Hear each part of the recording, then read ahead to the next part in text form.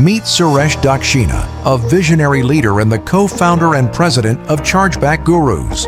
With over 15 years of expertise in the payments and risk management industry, Suresh is a trusted authority on chargeback prevention and revenue recovery. Suresh's innovative solutions and data-driven insights have empowered countless businesses to mitigate fraud, enhance their payment strategies, and achieve financial success. Under his leadership, Chargeback Gurus has earned recognition as a global leader in chargeback management, helping merchants worldwide navigate the complexities of the payment ecosystem. Beyond his professional achievements, Suresh is a passionate mentor and a sought-after speaker, sharing his knowledge to drive meaningful change in the payments industry. Today, we are honored to have Suresh share his invaluable insights and expertise. Please join me in welcoming Suresh Dakshina.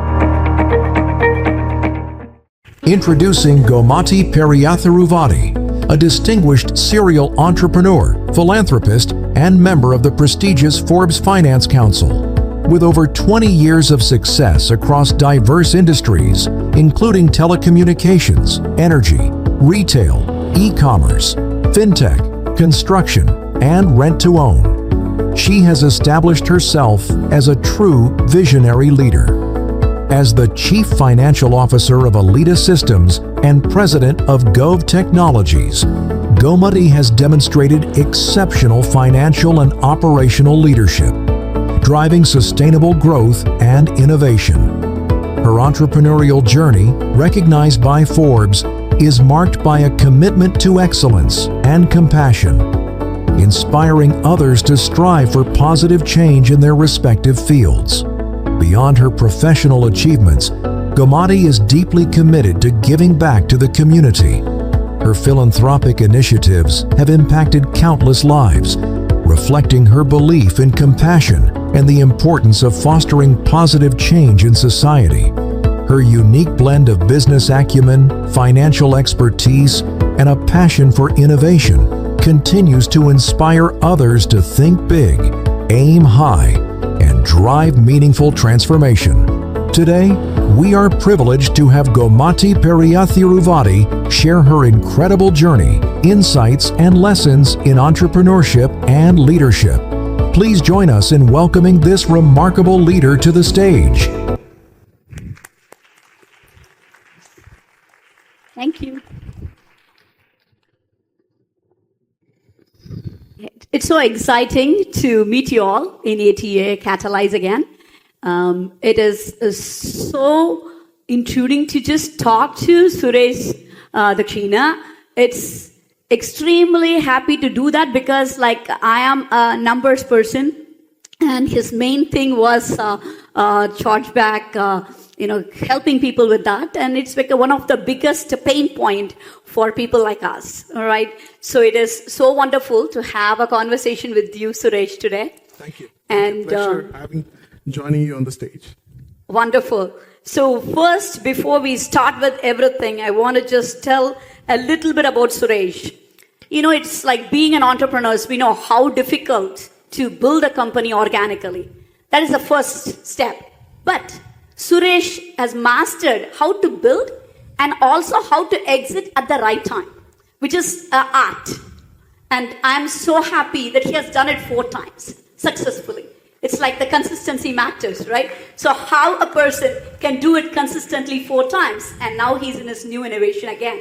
So let's hear it from Suresh, how he's able to do it like consistently successful, and also exiting is like very difficult, Suresh. It's like you need to know what time you need to do it, how you have to help us to understand where I should exit. Because sometimes we think that, I can make it bigger, right, by ourselves because we organically grew it.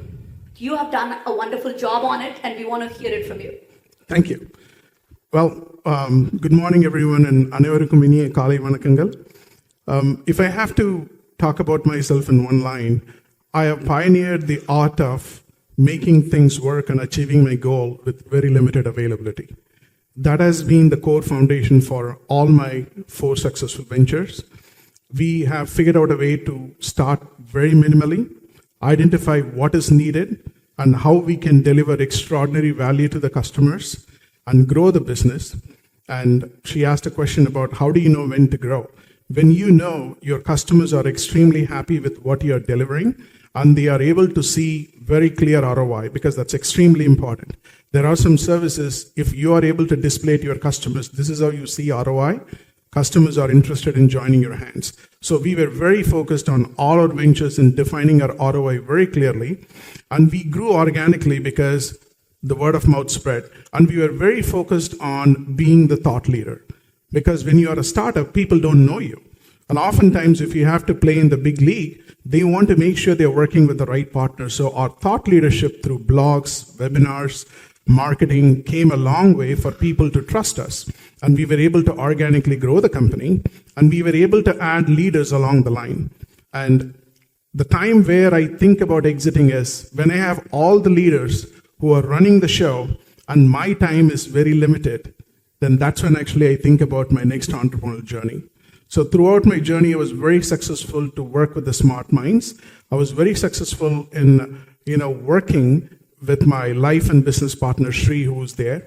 I don't think I would be here without, her support and without the, journey that she carried with me. We both were, co-founders of all our 4 ventures. So we had a similar alignment of mindset. And that has actually led me here. And that was the success for us. Wonderful. So important. So the key points he said is ROI, all right? And one thing which we need to set the stage clear is the 3 things, key points we're going to talk about, all right? So we all came from a different country. We started from the scratch in this country, and you're able to succeed, right? So how your roots helped you to achieve it? That's something which we want to talk about. Another thing is your personal journey. You beautifully explained how your wife is your support here. So we want to talk about your personal journey on this, as well as the essential role of determination and your perseverance for success. So how Suresh went from 0 to multi-million-dollar entrepreneur. That's what we want to hear about today. That's we wanted to know. We wanted to tell you what we are going to be talking about today. So the first topic we talked about is the roots in innovation. So I'm very passionate about our country. So myself and my husband built a company here. But when we first started our career itself, we both were in the same company. We joined our same company. So me and my husband were new from the college. We were coming into an organization and we were in Tirunelveli. There is no much opportunity for IT in those years. So we decided that we're going to come and settle in our life, and we're going to give opportunities to the kids who are coming out of college in Tirunelveli. All right. So we thought about it, and we made it happen by establishing the company there. See, even now we talk about it we could have just have few people here in Keller office and make it happen, but we made sure that we are able to give employment to 200 people in India. We built most of our employees are in Tirunelveli, so we are giving the opportunity to them. So they're coming from that roots. It's so important. It's very close to our heart. All right. So I want to have the same question: how this, giving back to the community and everything works for you, Suresh? Well, you can actually donate money to people, but the best thing that you can do is when you teach them how to fish rather than giving them the fish, right? Because it goes a long way. And Shri and I, we are from India, so all our 4 ventures, we actually created our office in India. We wouldn't have done it anywhere else better. And all our 4 ventures had an EBITDA of at least 40%. The successful EBITDA contributed because of our team in India. I don't think I would have done it anywhere else. And my most recent venture that I'm starting, still I'm doing it in India because I believe in our people. And we are the best cadre of people that any country would love to have. We have the intelligence, we have the smartness, we have the business acumen, and we work our ass off to make things work. And I don't think any other country can come closer to the kind of actually value we deliver when we actually in a corporate environment. So I think that has attributed to my success. And also when I work with people, other than the problem statement and the solutions, the next big thing that we define when we are starting a company is core value. because core values are extremely important, not for you, but also for the people who are following you. And we always tell core values shouldn't be just in the wall, that it shouldn't be just in PowerPoints, it should also be implemented in your day-to-day life. People watch you as a leader, and you have an opportunity to display your core values every single time. One of our core values was doing the right thing when nobody is looking. And that came in handy, and that's when we know our people are following our core values during COVID time, where they all have to work from home. And we asked them, you know what, I'm going to trust you guys. What do you guys have to say? And everybody unanimously said, our core value is doing the right thing when nobody is looking, and we are going to do that. And exactly what they did, they delivered the value, they delivered the service without any interruption, even during COVID. So core values are extremely important for any company. Wonderful. So we know the success behind Suresh right now. So a person who is ethical will definitely succeed. That's my belief, and I'm so happy to see that you're following all those. And it is very nice. Like when we talk about business, we always only talk about the good things about business. Hey, he's so successful. Oh, it's so beautiful.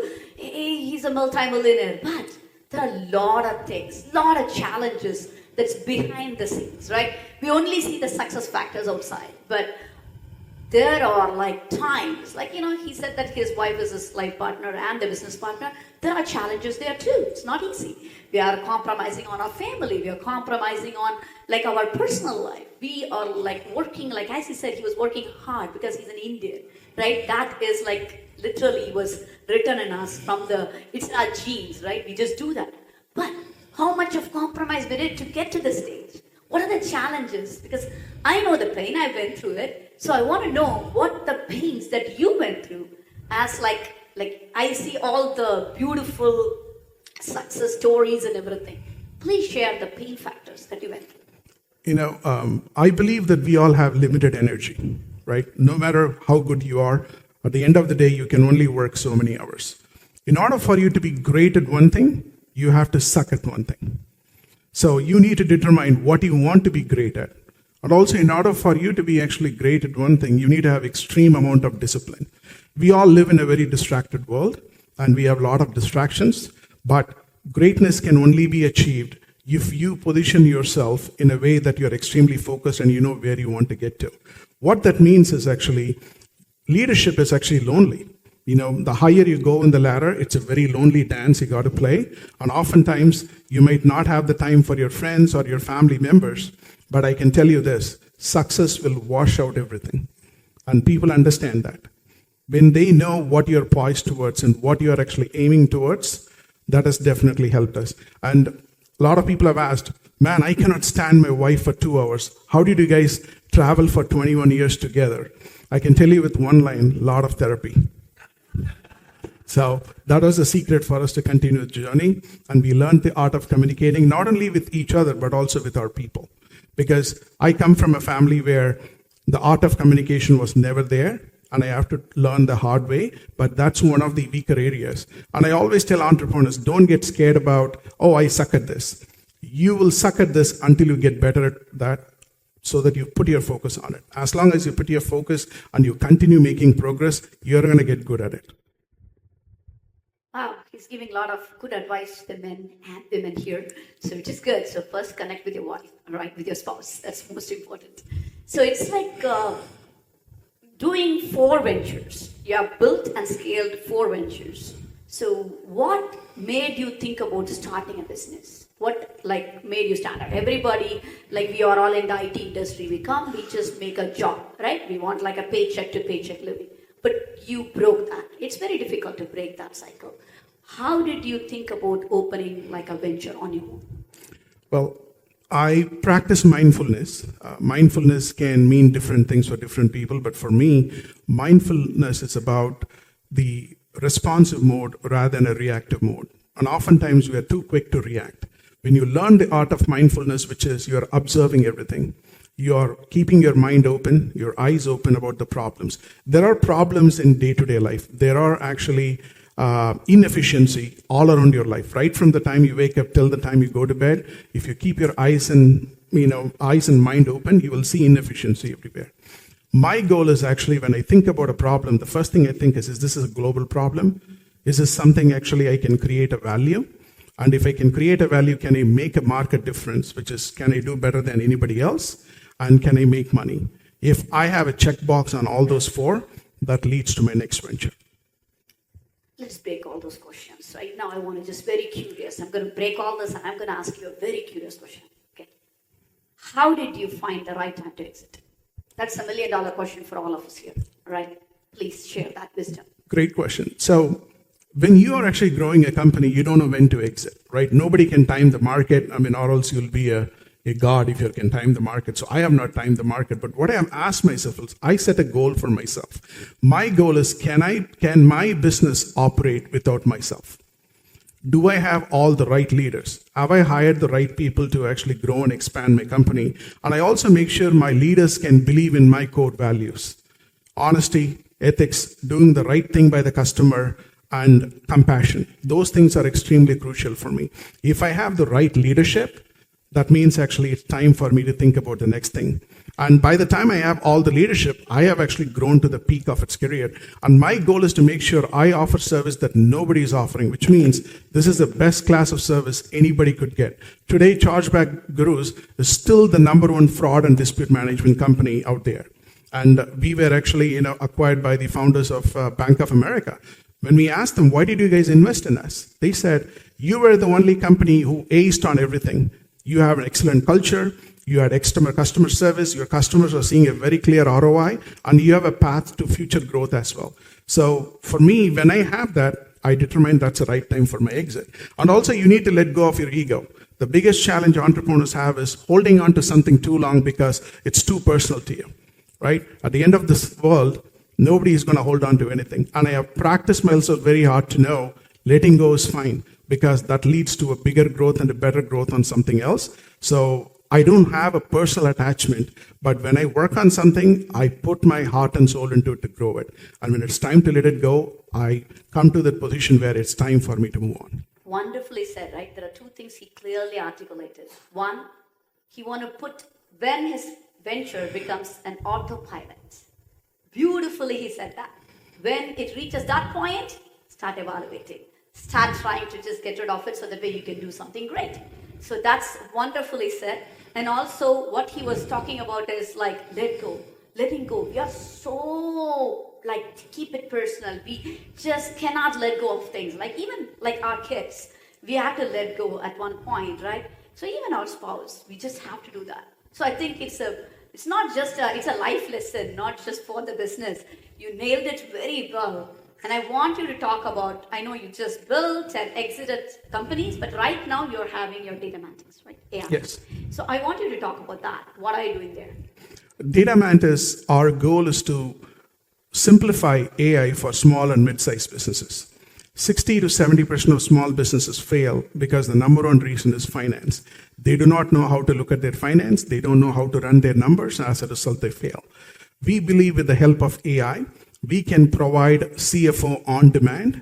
We can provide strategies, insights, and also guidelines about their business with a fraction.